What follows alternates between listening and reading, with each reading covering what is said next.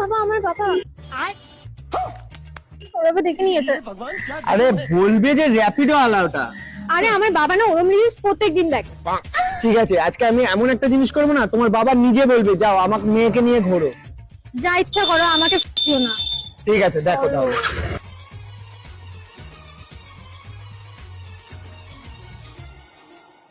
रुको जरा सबर करो। বলছি ম্যাডাম টাকাটা। বাবা র্যাপিডো। अब ये कौन है बे? ঠিক আছে তুই ঘরে যা, আমি দিয়ে দিচ্ছি। चलो भाई देखो अब मैं क्या करता हूँ। স্যার আপনার হলো 15,000 টাকা। কি 15,000 টাকা র্যাপিডোতে? আরে হ্যাঁ, ওনাকে তো আমি গত 3 মাস ধরে কলেজে নিয়ে যাচ্ছি, কোচিং এ নিয়ে যাচ্ছি, 1 টাকাও তো দেয় না, বললো আস্তে আস্তে দিয়ে দেবে। বলছি বাবা ওই কিছু ডিসকাউন্ট কিংবা ইএমআই তে দেওয়া যাবে না? আরে আমি তো ম্যাডাম